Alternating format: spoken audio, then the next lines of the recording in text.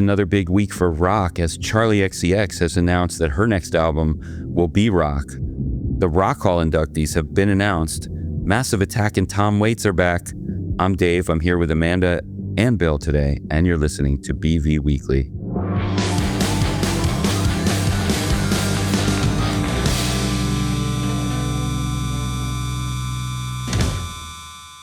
Welcome to like the 5th episode of BV Weekly in the past week. Weekly podcast BV Weekly in the past week.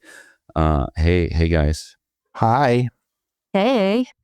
And if you haven't yet, speaking of those episodes, go back and check out our 3 recent bonus episodes that run down some of our favorite albums of the year so far. Bill and I were just speaking about his top 10 of the first 3 months of 2026. 2 episodes before that, Andrew ran down the same months of albums, and we also snuck in a Coachella recap in there, in addition to our weekly Friday episode, which this is. So happy to be back on schedule. And of course, we also just dropped a new episode of our podcast BV Interviews, where BV Bill talks to legendary cult movie director John Waters about punk rock, his ongoing 80th birthday tour, the music fest he's again hosting this year, and more. It's a cool interview. Yeah, very cool interview. I did finish it since we last spoke, by the way. Very good. So what you guys been up to? Anything new? Sweating. Yes. Literally.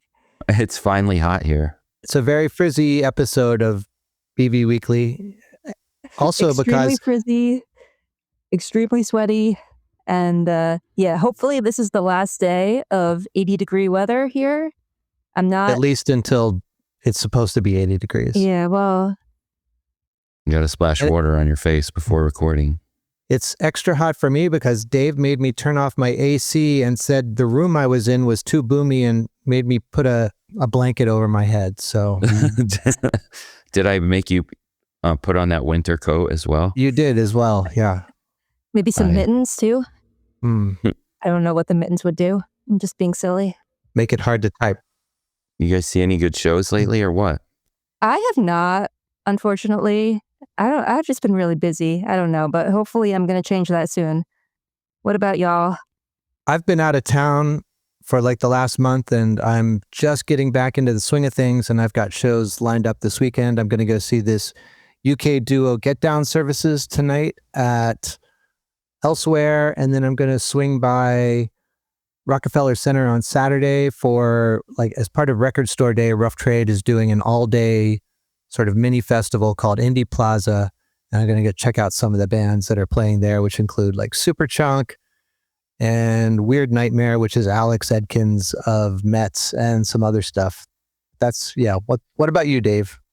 I definitely wish I was going to that Indie Plaza show, but my Saturday is packed, so I cannot go to any daytime shows then. But I did go see Lily Allen last night. Nice. It was amazing. Yeah, she's on an ongoing tour where she's playing her 2025 West End Girl album in full. That was the sort of surprise album where she completely destroys her ex-husband and actor David Harbour for being a very bad and cheating husband. I could never watch Stranger Things the same way again after that. I don't know. It just didn't ruin it for me, but it didn't feel the same. Yeah. And she literally just plays the album in full. Okay, first of all, we got to talk about the opener on this Lily Allen tour. I realized this last minute. I got there a little late, so I didn't watch the whole thing. The opener is a string ensemble called Dallas Minor Trio. If you know the album, there is a song called Dallas Major, which is the pseudonym. It refers to the pseudonym she gave herself on dating sites, allegedly. So that's the song where she's like, I'm Dallas Major. I used to be a little famous. She's speaking to potential dates. And so the opener, Dallas Minor Trio, I guess they put this together just for this tour. I don't know the full story, but they are a string ensemble where 3 people are just playing Lily Allen songs on cello with the lyrics of the Lily Allen songs on the screen behind so that the entire audience can sing along karaoke style. Oh, that's cool. It's fun. And yeah. Do you think it's for people to like get it out of their system so they're not singing during the actual show? Like, so you can actually hear Lily? Well, I didn't actually check the set list, but I assume it wasn't any of the Lily Allen songs she actually played. That's Right. true. It's like the older Lily Allen songs. Did she just do the new album and nothing else? That's it. So I'm thinking, So yeah, the album's only like 45 minutes. So you end up getting like double that if you count the opener as far as Lily Allen songs. when Wire reformed in the mid 80s, they didn't want to do any of the songs off of their 3 previous albums, and they got a Wire cover band called X Lion Tamers to open for them on that tour. Oh, maybe that's the inspiration. Probably not, but yeah. It also reminds me of the year that Chaperone canceled on All Things Go. In her place, they had a drag performance, but they also had like part of it was Chappell karaoke. It was extremely cathartic. It was really fun. So I didn't see how much people were playing along because I walked in very late. I mean, kind of on purpose when I found out that was the opener, and I was busy. I had to work late. So I showed up, you know, they were kind of just ending, but when I walked in, they were still playing, and all I could really hear was the crowd just talking. People were not necessarily singing in that moment. They were all just talking to each other, acting like an opener wasn't on. But then when they ended, people were cheering. A lot of people were standing ovation for the cello player. So I guess people liked it too. And it seemed fun. It's a funny idea. And yeah, you end up getting, so you can't say you didn't hear some of the hits. There you go. But I said, so personally, okay, I saw Mars Volta play their new album in full last year, was it? And I did not really enjoy that experience. I very much was hoping they played older songs, and that is what they're doing on upcoming shows. I'm pretty sure they've announced now. But this was an example where I was very happy to only hear the new album, because the new album is so special and great from start to finish. And it's such, you know, a story, the story of her horrible, unfortunate story, but this powerful, like, rebirth story, however you want to word that, right? And just she put on a show. It wasn't quite Sabrina Carpenter at Coachella level stage show, but it was definitely, you know, an off-Broadway production almost, in the way there was stage sets and stage hands running in the dark when, you know, in the background you could see them switching the bed from one side of the room to the other, and dresser and refrigerator. The sets were like the various apartments and homes that are part of the story, like, you know, her own home with David, and then his quote Pussy Palace. And I was just going to ask, do they have a set for the Pussy Palace, like sex toys included? Yes. I'm sorry for the spoiler alert, but yes, she's in there. She's rummaging through, and then she does various tricks with moving the curtains and pulling things. I don't want to say too much. Anyway, it was a really special show. It was really great. The songs are so good. It's only 45 minutes. You never get bored because it's just straight hits on that new album. You know, we ended up ranking it high on our 2025 best albums list, and I felt really good about that. And now, this many months later, because I think we debated a little, like, is this really an album people are going to continue to listen to? I ended up, I don't know if I know some people like Andrew are superstitious and won't listen to an album the day they're going to a show. I think it's bad luck or something. I listened to the full album before I went to the show. I then saw her perform the full album, and I don't know if I ever did this. I then came home and listened to the full album again after the show. Oh, wow. I wanted to like revisit it in my head. Yeah, that's the best. That's when you know you went to a good show, when you immediately have to then re-listen. Yeah, and it was so good. And now, like, so much more of the story kind of came out. As a not lyrics guy, I get so much more of it, because I guess I didn't spend as much time as I wish I did last year. It was one of those albums where on first listen last year, it was just like, oh my God, this I know is one of the best albums. And yeah, so the crowd was going crazy. I should talk about the crowd. All right. So she played 2 shows in New York City. I went Wednesday night at the Fancy Kings Theater in Brooklyn, and she played the night before at the fancy Radio City Music Hall in Manhattan. And she's going to be continuing to tour this throughout the year. Next time she comes back to New York is in September, headlining Madison Square Garden. So we'll see how this translates to even huger venues. It can't just be the one album at Madison Square Garden, I feel like, though. I had the same thought. I think it's being billed that way. So I don't know. Yeah, I wouldn't be surprised. I know it seems crazy, but I wouldn't be surprised. I would think if you were paying Madison Square Garden prices for tickets, you would want more than just the new album. But I guess we'll see. Do you remember if she had more than just the cello tribute act opening in Madison Square Garden? I don't think she had announced openers yet. Okay. So maybe they will add, I don't know. We'll see. So the crowd was going crazy. I went with our friend and photographer, David Andraco. We were the only two men in the audience. No, just kidding. But yes, there was, let's just say we assumed there was no line for the men's bathroom at this show. And it was cool. I would go again at Madison Square Garden, maybe. I assume there's always a question, like how live were the vocals? They seemed live. I don't know. I'm not. But there's no band. They don't even pretend. They don't even pretend to have a band. The music is being pumped in from somewhere, and it's just her and a mic, and the set.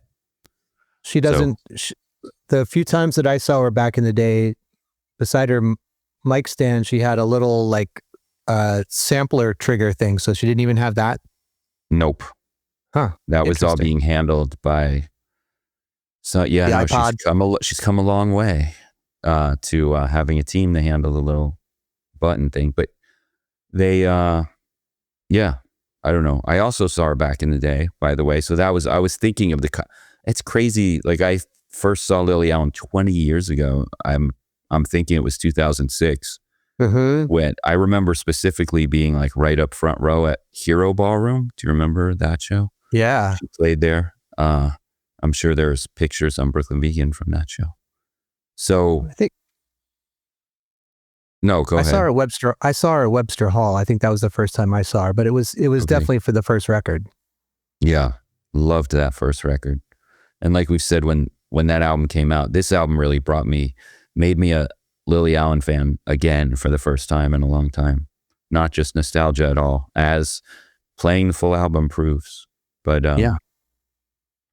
So meanwhile, she is not playing Coachella though. No, that would have been a fun surprise edition, but yeah, can you believe it's Coachella again? It's always Coachella. It feels like it's I always can't believe Coachella. It's weekend 1 happened last week, as you know, and weekend 2 starts today.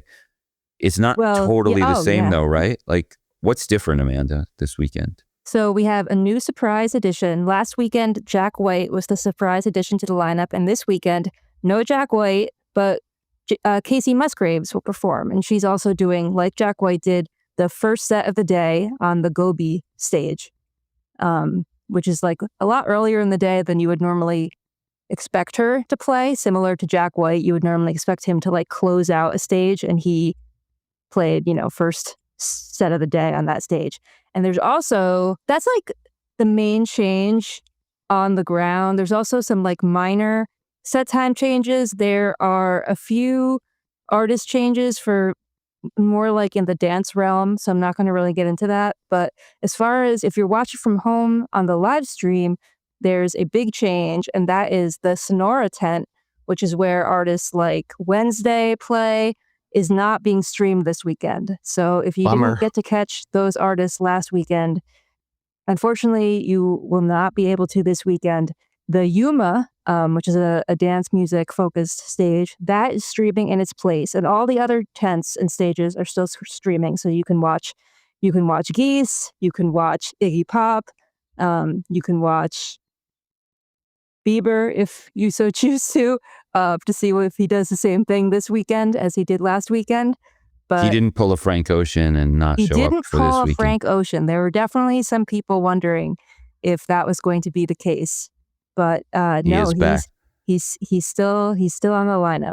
But maybe he'll be on ice skates this time. Little Frank Ocean deep cut reference there. I remember when Weekend 2 didn't stream at all, right? Right. Yeah. So they've really expanded the streaming in the past. Like every year, the streaming expands a little bit.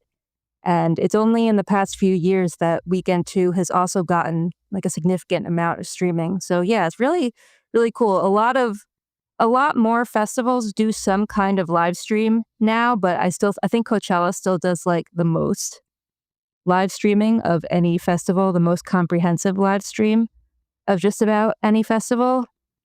Yeah, and the most easy to watch live stream. Yeah. And Nine Inch Noize is streaming again? Nine Inch Nails, Nine Inch Noize? It is. They will be streaming on Saturday again. And by that point, you'll be able to have heard the 9 Inch Noize album, which was surprise announced last week. Yes. So right, what do which we know about now that know now? all about it. I know this is becoming a Nine Inch Nails podcast, but since we last spoke like 3 times about this, we have now found out what the album actually is. Yep. And if you look at the track list of the album, it's the exact same as 9 Inch Noize set list at Coachella, at least week 1. I'm sure that with all the dancers and stuff, it's not going to change again this week. But it's not exactly a live album, even though there are crowd noises on it. Trent says that it was recorded all over the place. Some of it's live, some of it's in the studio, as well as hotels, planes, etc. So it's not one of these fake live albums where they add crowd noise in later in the studio. You listen to it and it's hard to tell where things are coming from, because when it starts, when I first heard it and I didn't have any notes about it at the time, I was like, oh, it's a live record, because there's a lot of like crowds like going wild in the background. But then the crowd noises will just like cut out and it'll just be like a pure remix or rework. And then the crowd noise will come back. So it's really sort of hard to tell. But it's really cool if you've watched the Coachella live stream, or if you saw Nine Inch Nails Peel It Back tour either last fall or earlier this year, you know sort of what it sounds like. It's Boys Noize and Atticus and Trent together have taken Nine Inch Nails songs and made them even more blatantly electronic than they were. Not really any guitars on the record, just a lot of electronics. The best stuff are the songs that get the most radical reworks, in my opinion. Like She's Gone Away goes from this like brooding and hazy atmospheric song to a pulsing slow jam, and How to Destroy Angels Parasite gets an even more extreme makeover, turning the sinister White Noise original into something much more of a thumper. And then I think everybody's favorite moment from the B stage on the Peel It Back tour was probably Closer. And Boys Noize was really smart to like there's a little synth hook that's kind of buried in the mix on the original, and they make that sort of the crux of the song. Like that's how it starts off when they play it. It's like this, and it's really cool. There's a nice cover of Soft Cell's Memorabilia on the record, and it's a neat record. Is it a live record? Is it a studio record? It's kind of both. It's a distinct 9 Inch Noize record, and it's definitely worth checking out.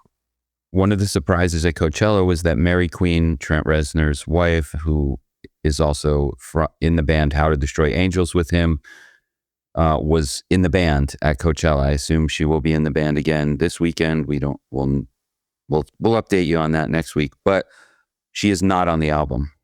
She is not listed on the album, but there are moments where it sounds like there's a female voice, but until I can look at the credits on like Tidal or something like that, who knows? But no, she's officially not part of the record. And it's a 9 Inch Nails record. We were wondering. Yep, it is 9 Inch Nails, and the title is 9 Inch Noize. Meanwhile, hot on the heels of this 9 Inch Nails dance record, and Madonna announcing she's returning to the dance floor, Charli XCX hasn't said in British Vogue that she thinks the dance floor is dead. So now we're making rock music. All right. Do we really think Charli XCX is making a rock album? What's going on here? I mean, I definitely wonder what exactly she means by rock music. I know she said that there's guitars in the album, but I don't think that guitars necessarily make for rock. Like, I also wonder how she would categorize her Wuthering Heights soundtrack, because that's kind of art pop, but it's not, I wouldn't consider it dance music the same way that Brat is. But I wonder, like, where on the continuum she places it. I just laughed when I read this, honestly. I just was like, Charli. It's part funny. of me wonders if she was just, talking shit, talking shit, trolling for a good headline, and it worked because everybody's running with the Charli XCX is making a rock album headline. So we'll see how that plays out. This is going to be a very frequently quoted line for Charli. So, good one. But, I did read through most of the British Vogue piece, and later on in it, she says that something to the effect of that she'd be feel really sad or weird about trying to make another dance record, which makes sense. It's cool that she keeps kind of pushing to do different things, continues reinventing herself, doesn't try to do the same thing twice, because it would be, not necessarily easy, but it would be one thing for her to do to just keep remaking Brat for the next 10 years, just like every other, I feel like our culture loves a remake. So I really admire that she's not doing that. She's going in a totally different direction. Do you think all her new fans feel let down? Yeah, sorry, Bill, go ahead. No, it's all right. I was going to say, I wonder if her definition of rock is maybe close to something like sleigh bells. Yeah, I also that seems like a world she would be in. Yeah, I could see that. What about something like Wu-Tang Clan? Sorry, this is a controversial subject, but then Rock and Roll Hall of Fame inductees have been announced, and they include Wu-Tang Clan, who were a first-time nominee and are now officially in the Rock and Roll Hall of Fame. Sorry, Gene Simmons. I love it. And I think RZA said in an interview that he wanted Obama to induct them. I hope he does. That would be awesome. It would be. Other inductees include Phil Collins, Billy Idol. Iron Maiden are finally in the Rock and Roll Hall of Fame, which means there's no more fun narratives, because who else? Who are the bands? Do you guys remember? What bands are people mad about that they aren't in the Rock and Roll Hall of Fame? Because Iron Maiden was a big one that came up a lot. I'm sure yeah, there's tons. I'd have to ask Bob Lefsetz about it, but yeah, he would know. I'm not gonna lie. I don't follow the discourse around the Rock Hall too closely. Too busy with Coachella. Also now in there, Joy Division and New Order. It's been a thing that I think they were nominated multiple years, so it's old news that people think it's funny that they were put in as the same band, like Joy Division / New Order. But anyway, Oasis now there. I've said this before, but I do think the Rock and Roll Hall of Fame is sort of influenced by current news, and so for sure, great year to put Oasis in. Sade, nice, and Luther Vandross, which my mom is definitely super happy about. I'm sure if she even finds out this news. Yeah, so Luther Vandross and Wu-Tang Clan were the first-time nominees this year. Phil Collins was the first-time nominee for a solo artist, but he was inducted as a member of Genesis back in 2010. And all the rest have been previously nominated before without actually getting inducted. The most interesting thing to watch for me on this one is the Joy Division New Order one, because New Order are now Bernard Sumner, Jillian Gilbert, and Stephen Morris, but not bassist Peter Hook, who was a huge part of Joy Division and like classic New Order. Like, his bass lines are one of the most recognizable things about both. And I was wondering if Peter Hook would come, and he says he's going to be there because of course he's going to be there, because he hates Bernard Sumner And he's just going to like, if you think I'm not going to come, well, you got another thing coming. So that will be interesting to see whether they can pass the olive branch and maybe perform together on stage. But, a lot of times on these Rock Hall ceremonies, the artist doesn't even perform. They'll have some other people like do a tribute of some sort or another. Or like Outkast last year, where only Big Boy played while Andre was in the audience. Yes, thank you. Right. And wait, do New Order play Joy Division songs? They do. Right. So that wouldn't be crazy if they did that as well. No. Oasis are another interesting one because Liam Gallagher for years on Twitter/X said he would never go to the Rock Hall if they were inducted. He thought it was stupid. But, I think following their mega successful 2025 reunion tour, Liam has probably changed his mind and sees himself as more of a rock and roll star than ever. And he also said that his mom told him to, quote, stop being a dick and go. If there's one thing I've learned, it's not to take some of Liam's shit talking too seriously. Yeah, that's true. And I guess the other thing to look out for is with Sade. Sade is the band that Sade Adu is in. It's technically not just a solo artist. And, there's been talk of a new album for years and possibly a tour. And maybe this could be like a launching point for all of that. And we can hope at least. Yes, we very much hope for that. Yeah, I've also heard those whispers. That would be very cool. Meanwhile, Billy Idol. Mm-hmm. Yeah. Yes. I love Billy Idol, but Billy Idol he tours a lot. He totally deserves to be in here. He tours all the time. He's got that new documentary, Billy Idol Should Be Dead, and he's one of those artists that I always forget just how many hits he had, and he probably has like 12, like very recognizable, songs. So, yeah, White Wedding always sounds good. Eyes Without a Face. How come it's not Billy Idol / Generation X? Some people, I guess, the previous thing is not as important as the current thing. Yeah, and then it could have also been Genesis / Phil Collins in 2010 instead of Genesis and then Phil Collins 16 years later.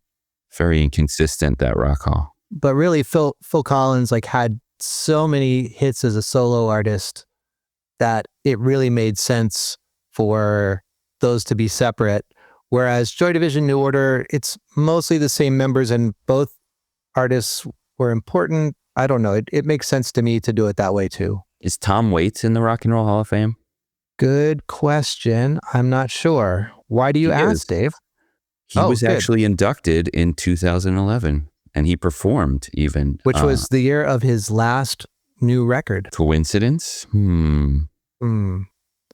Yes. Today, Massive Attack, who has been teasing a new music all week, they released a new single called Boots on the Ground, which is with Tom Waits.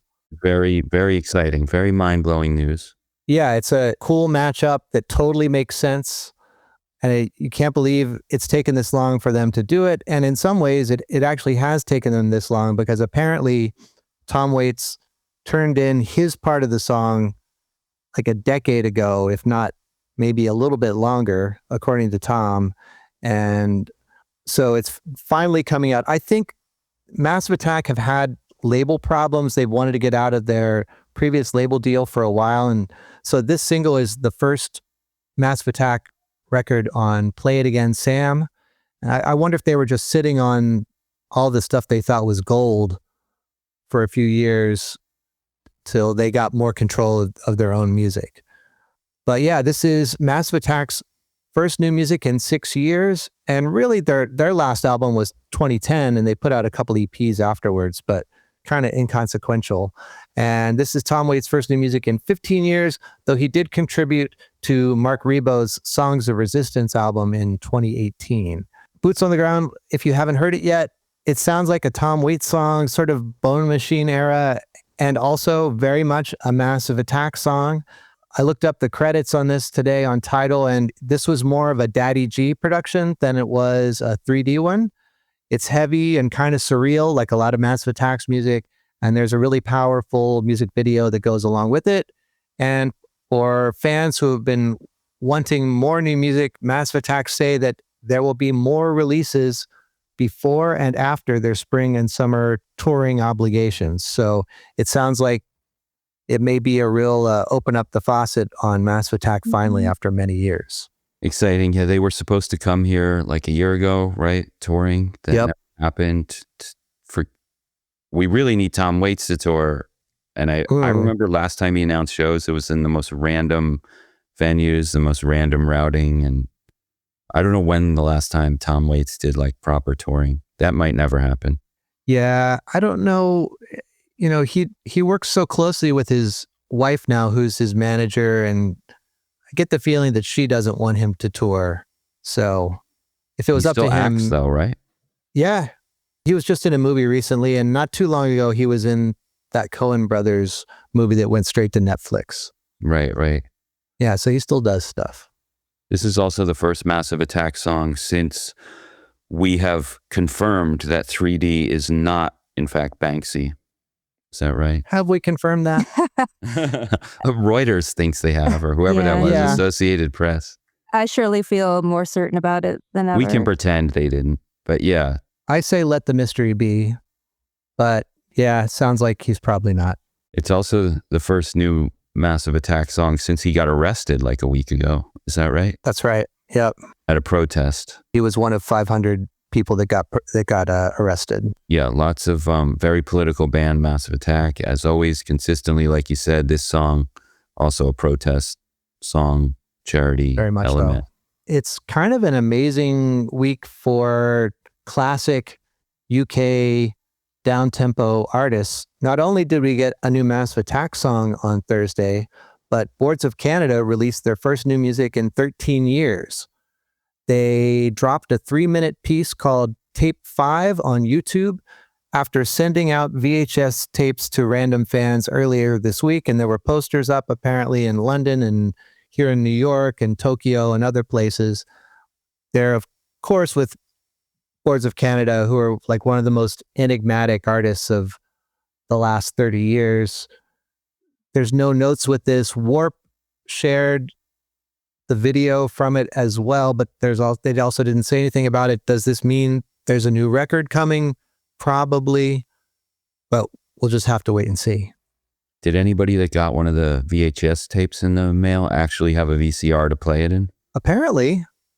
There wasn't music on the VHS tape. There was a bunch of other stuff on it. So, what kind of other stuff? I can't remember exactly. You know, they send the wrong VHS tape out. No, I don't think so. All right, that's not really a rock story. But going back to rock for 1 second, we did forget the biggest rock story of the week. We're talking about Charli going rock. We already talked a lot on this podcast over the past 10 months about Olivia Rodrigo's many connections to rock, including her own rock. Well, this week, Olivia Rodrigo and Cameron Winter of Geese have been spotted together one day after a lot of people are mad at Geese on social media. We're not going to get into that, but it was like the perfect narrative change. Yeah, what do you think about that? What were they talking about? That's what I want to know. You know, some people are pretending they were on a date. Maybe they were. I'm just wondering if, the whole thing was set up for Olivia's got her album coming. Yes, by the time you listen to this, the Olivia single will be out. We don't really know the direction of Olivia's new album, if it's going to be. Yeah, she says there are a lot of sad love songs in it. That's what she told. She also spoke to British Vogue, like Charli. But yeah, we don't really know yet. So there's some fake news floating around that she's backing away from rock on this album, but I don't know. Hanging out with Cameron Winter might be a sign. All right. Anyway, what new albums do we have out this week? Should we go through notable releases first? Let's do it. So all right, here's releases, the albums that Andrew is not reviewing this week in notable releases because he is still on parental leave. Well, Let's go. He did review this one. Okay. The new album from Albany indie emo punk staples Prince Daddy and the Hyena. They reunited with a past label, Counterintuitive, and a past producer, Algernon Cadwallader's Joe Reinhardt, on their ripping new album, Hotwire Trip Switch. Then we have a good companion to this year's Joyce Manor album for sure. It sure sounds like it, yeah. New York R&B and hip-hop artist Yaya Bey continues her prolific streak with Fidelity, a companion to last year's Do It Afraid. Bay Area singer-songwriter and ambient pop artist Catherine Moore's very beautiful new album Carve was mixed by her Flenser label mate Agriculture's Richard Chowenhill. Am I pronouncing that right? I'm sorry if I didn't pronounce that right. We have the super deluxe version of This Is Lorelei's fantastic 2024 album Box for Buddy, Box for Star, which features covers of its songs from Haley Williams' Power Snatch Project, Fantasy of a Broken Heart with Jeff Tweedy, Waxahachie, Mama, Sasami, and more. How many versions of this album are now out? This is the third version of this album. Are we going to get a fourth? I don't know, but so I'm normally someone who finds these like additional versions a little superfluous, but I gotta say I'm loving it. I'm loving it, and I'm rooting for it because it felt like, we ended 2024. We knew that album was one of our favorites of the year. We ranked it high on our end of year list, but it felt very underrated.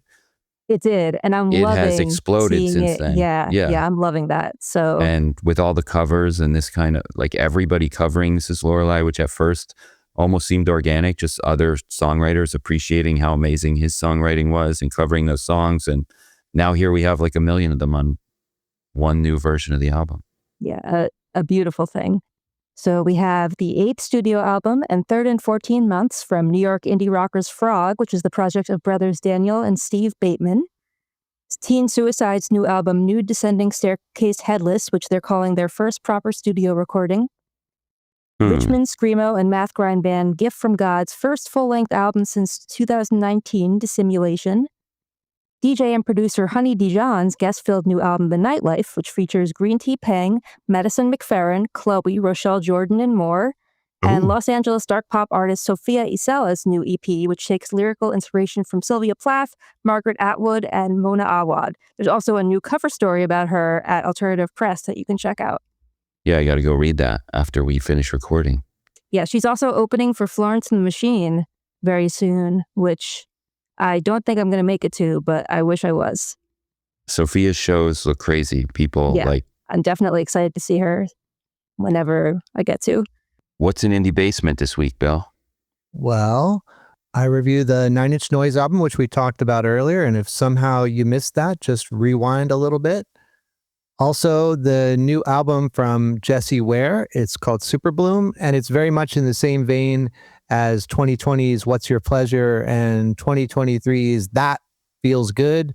It's like orchestral disco, and producers on this record include, but are not limited to, James Ford, who's worked with everybody basically, and Stuart Price, who is Madonna's main collaborator on Confessions of a Dance Floor and the upcoming Confessions 2. And Jessie just announced a tour, which includes Radio City too. Yeah. And apparently it's her biggest production ever. I saw her on the That Feels Good tour when I was at a festival in Norway a couple years ago, and it was so much fun. It was really great. And her version of disco is really like what I want to hear from disco, meaning like classic, string-laden, fully orchestrated dance floor bangers, really cool stuff. And so I'm looking forward to that tour as well. I don't think I've seen her since maybe her first New York City show at the Box, like however many years ago. So I definitely have to make it out. Were you? I don't know. I don't remember. I might have been. Sounds familiar. Anyway. Other records that I'm reviewing in Indie Basement this week include Tanya Donnelly of Belly and Throwing Muses and The Breeders. She's teamed up with Chris Brokaw of Cum and Codeine to make an EP of medieval folk music. It's called The Undone Is Done Again. And it is not, I wouldn't call it Ren Fair type medieval folk music. It's a little weirder. It almost reminds me of like if Dead Can Dance went acoustic or something. It's spare but sort of haunting sounding. It's a neat EP. Then there's Penny Arcade, which is James Haw of Ultimate Painting and Veronica Falls. The album's called Backwater College. It's sort of Velvet Underground-y, low-key rock. It's a nice record, nice Sunday morning type. How long have they been called Penny Arcade? This is just like sort of like the solo project of this guy, James.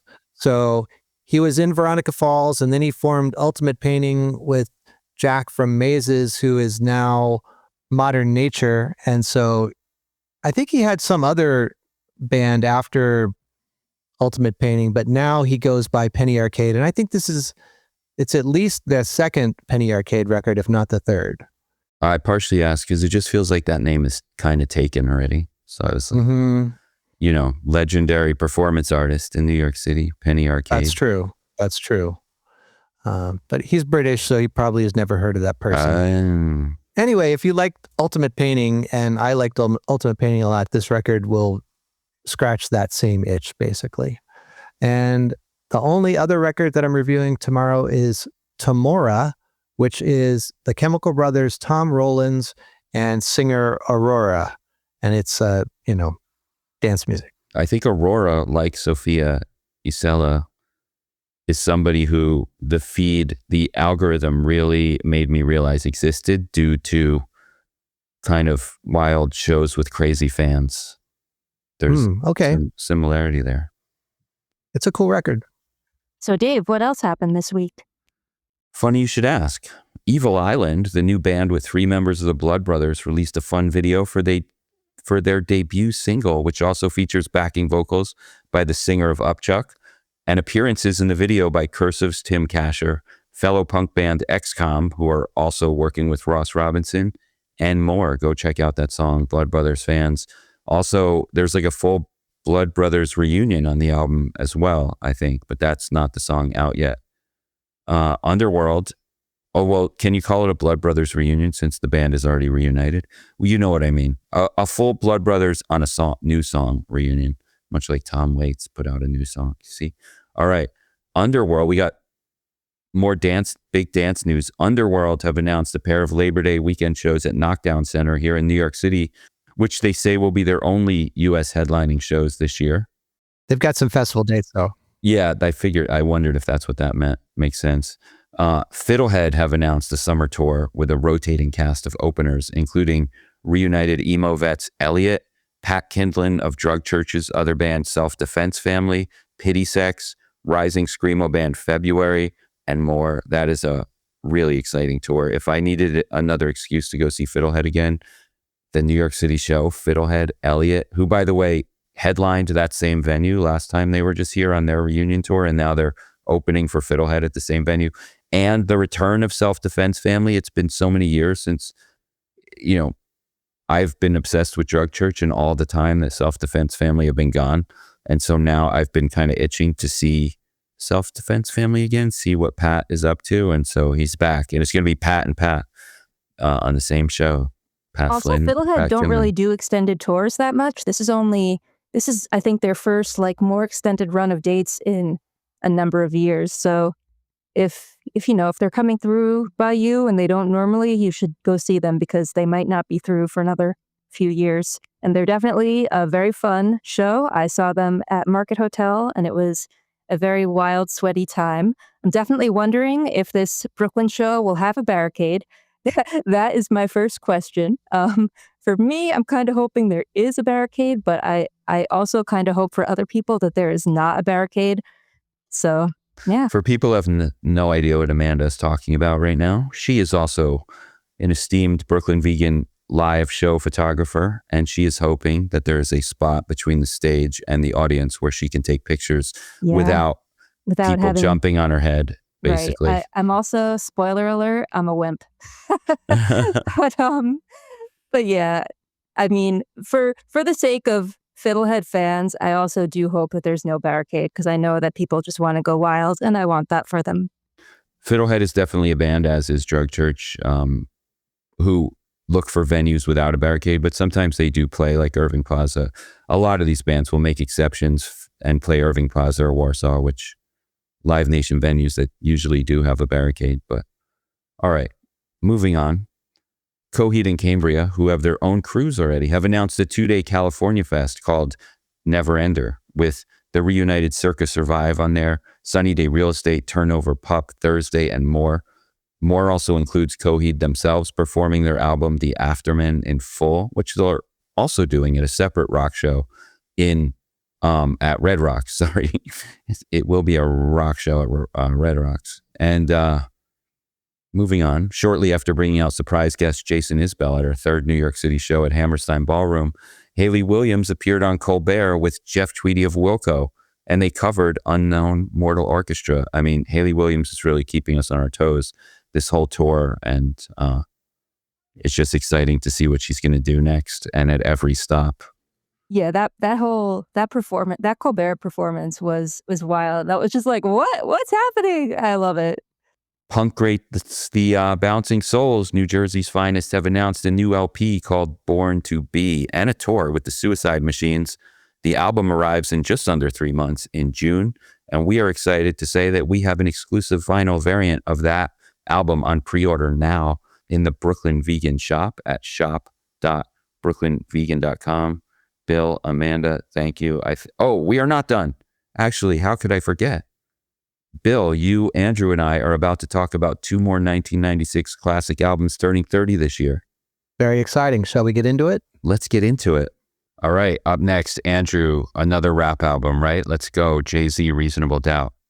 Yeah, so we were just talking about Outkast, who, were proving that the South had something to say amidst all the East Coast, West Coast rivalry kind of stuff. And here is some quintessential New York rap. So 1996 was an interesting year for New York rap, right? Because in 1994, Nas released Illmatic, which changes everything. Also, Biggie released Ready to Die in 94, which also changes everything. And then in 95, Mobb Deep put out The Infamous, which we've talked a lot about on BB Weekly not long ago. And, we mentioned how Pitchfork called The Infamous the greatest rap album of all time in 2025, which was, as we've said, interesting because a lot of people would give that title to Illmatic. So Jay-Z is kind of just watching this all go down. He's been around. In 1996, he had been around for maybe 5-6 years. He'd showed up on tracks. Now, very famously, he had that Big L freestyle with Big L on Stretch and Bobbito's show. But at the time, like, Big L was already like one of the hottest rappers in New York, and Jay-Z was almost a nobody in comparison. But he's kind of watching what everybody's doing. He's watching what Nas is doing. He's watching what Mobb Deep is doing. He's watching what A Tribe Called Quest is doing too, which is also interesting because they're kind of holding it down for this more alternative style of rap. And then Jay-Z, who you now probably think of as one of the most mainstream rappers ever, is taking from that as well. And in 96, Nas put out It Was Written, which was, it suffers because it's the follow-up to Illmatic. I mean, some people ride and die for It Was Written. Other people say it was proof that, Nas just doesn't pick good beats, or, he couldn't follow up Illmatic. There were just elements of it that weren't as consistent. And so it's such a divisive record, even 30 years later. I think it would have been really fun to talk about It Was Written for this show too, but gonna move on. Mobb Deep put out Hell on Earth, which, for as great as The Infamous is, Hell on Earth is super underrated, I think, because it just kind of, again, it lives in The Infamous's shadow. But I think Hell on Earth has a lot of what The Infamous had to offer. I think it makes for a really good companion. When you've played The Infamous to death, as you should, Hell on Earth is a really good place to go next. A Tribe Called Quest put out Beats, Rhymes, and Life that year, the follow-up to Midnight Marauders, help me, someone's, Bill? Marauders, yeah. And I feel like you guys would probably know better than me, honestly, on this one, but I feel like this was similarly, like, it wasn't held as in high regard as that record and Low End Theory. And I don't think anything is held as high regard as Low End Theory. Yeah, so like... But they had good songs on other records. Yeah, right, for sure. And so it's like you kind of have a lot of these rappers that Jay-Z looked up to releasing these albums that were living in the shadow of records they had done. Also, for what it's worth, Ghostface Killah put out Iron Man that year. A fantastic album that is the other way around. It almost lives in the shadow of his next solo record, Supreme Clientele.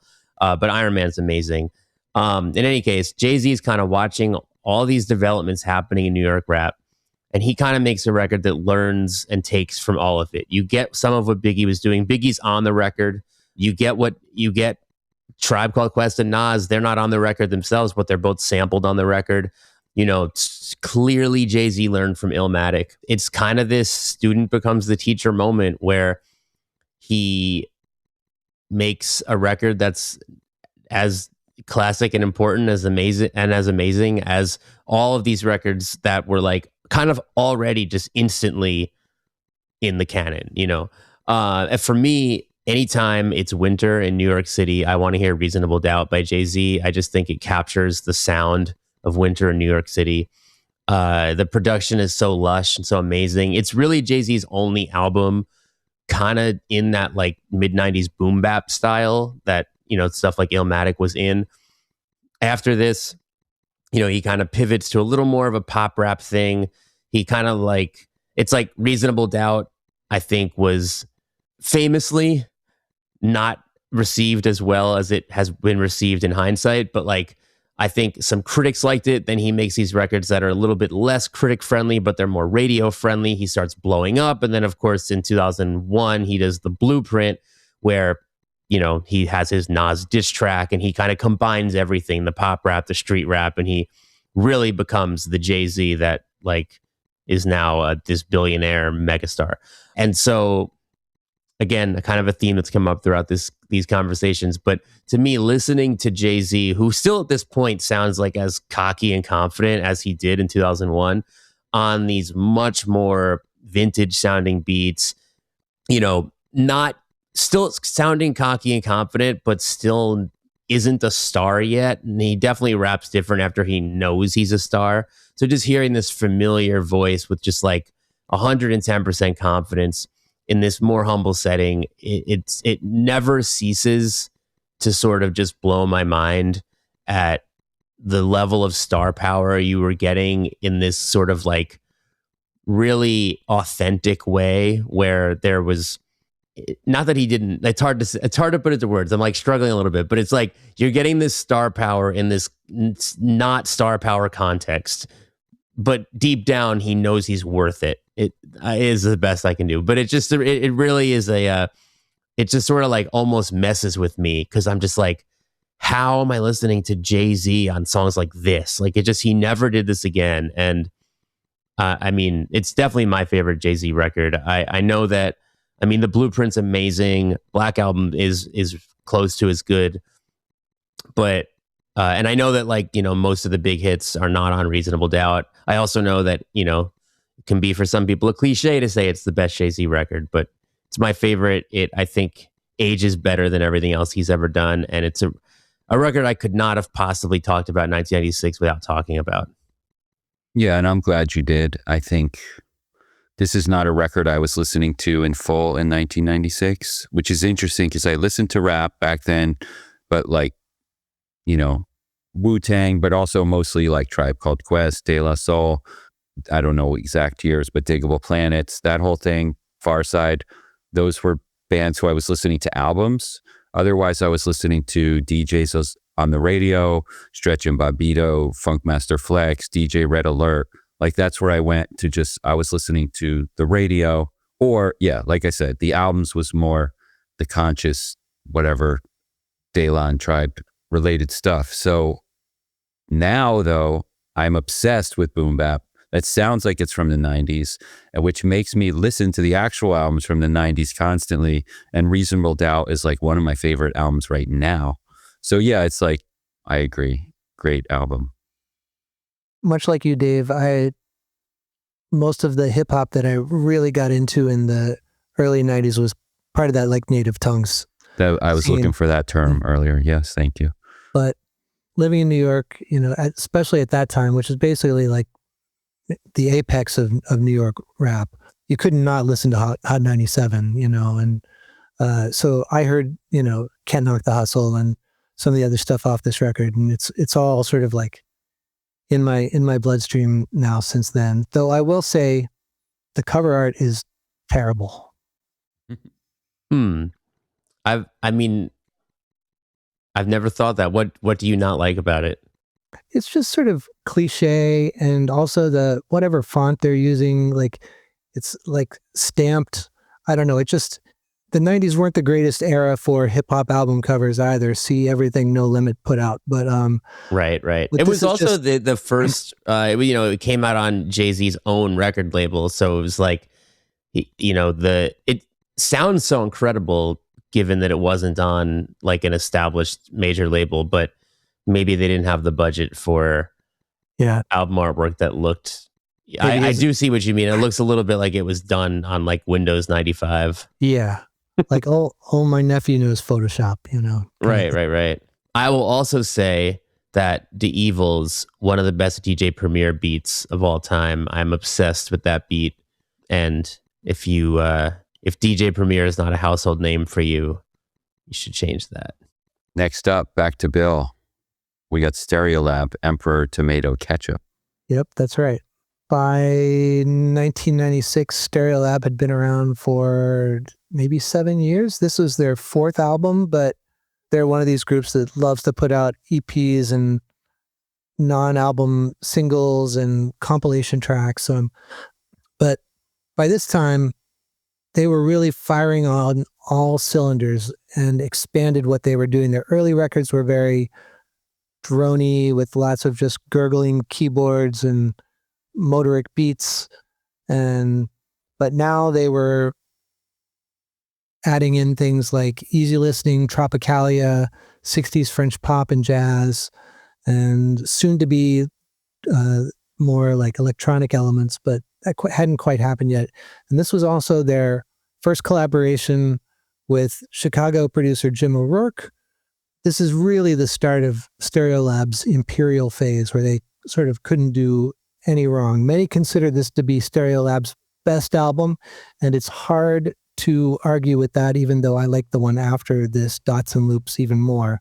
But it is probably the best place for anyone who doesn't know where to go first with a group who has as many records out as Stereolab. Can't go wrong with Emperor Tomato Ketchup. It's got so many classics like Metronomic Underground, Sibel's Reverie, Les Zipper Sound, The Noise of Carpet, and others. And I'm a huge Stereolab fan, and this one and Dots and Loops I come back to the most of all, and I think they still hold up wonderfully. Anybody who reads Bill's Indie Basement column, which is every week on Brooklyn Vegan, of course knows how much Bill does love Stereolab. We often joke that drink every time he mentions Stereolab or broadcast, two of the most defining bands of that column, which is also awesome because it's two such important bands, but like no one loves them as much as you. So kind of always bring that element to Brooklyn Vegan, which I feel like is so important. And I guess partially what I'm saying is like, I've always been a Stereolab appreciator. I don't remember knowing about them in the 90s, but I'm the name maybe, but yeah, if I'm in the right mood, this album is great, or other great Stereolab albums, but they're not like a band I go to for myself. Right. I'm somewhat like Dave, like probably like I definitely like Stereolab, but I'm not the expert that you are. I think that they're one of the coolest bands, and I agree with you. Like kind of between this one and Dots and Loops, like that era of Stereolab in general is pretty hard to deny. And as we've said on this show, the new album's really good. Not only are Stereolab name dropped in Indie Basement as comparisons for other bands, but they got their own new review last year. But exactly. I don't know the catalog like you do, but I think that they're pretty much a band like no other. And I'm a huge 60s psych fan, as you both know, but for any listeners who don't, and Stereolab really scratched that itch for me in a way that no actual 60s band does, because they kind of had they sound like that, but then they had those futuristic elements. And if you already know this album and you need something else to listen to, I would suggest the High Llamas Hawaii, which was also released in 1996. And the High Llamas was basically this guy, Sean O'Hagan, who actually did the string arrangements for Emperor Tomato Ketchup and was a sometimes auxiliary member of the group. And he is sort of known for his love of Brian Wilson and that era of the Beach Boys mixed with a little bit of like Steely Dan. Hawaii is their best record, and you can feel the symbiosis of Stereolab in it as much as you can feel his particular arrangements in Emperor Tomato Ketchup. Yeah, Bill, you sold me on the High Llamas a few years ago because, I mean, I'm basically like a Brian Wilson obsessive, and you were like, if you're a Brian Wilson obsessive, you definitely need this too, and spot on. Yeah. I was just looking at some shows like in tours Stereolab did in the 90s. Did you actually see them live in the 90s, Bill? I did. I saw them live a few times in the 90s. The first time was about a month after moving to New York. They played Summer Stage in Central Park with, I think, John Cale. And that was my first time in Central Park as well. So it was definitely I can't believe I live in New York and I get to see Stereolab for free. And, that sort of thing. It was a very formative first summer here. And definitely for being as poor as I was that summer, being able to do stuff like that was kind of mind-blowing. That's awesome. Yeah, and I see like Blonde Redhead definitely stayed on, Blonde Redhead, Stereolab, who toured with Blonde Redhead, I got ahead of myself, around that time. They definitely stayed on the road. There was no lack of shows in those years around this album.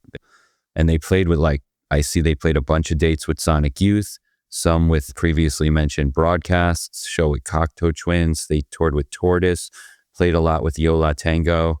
It's cool to see. And they were on the second stage of Lollapalooza in 1994, back in the early years of Lollapalooza when it was a tour and not just a festival that happened in Chicago. This was the Lollapalooza with Smashing Pumpkins, Beastie Boys, George Clinton, and P-Funk, The Breeders, Tribe Called Quest, Nick Cave and the Bad Seeds, L7 and Green Day, and with Farside on the second stage along with Stereolab and Shudder to Think and some others. But yeah, it's funny that one album ago in this series, I was mentioning that I was listening to Tribe and Farside at that time, and yeah, guilty.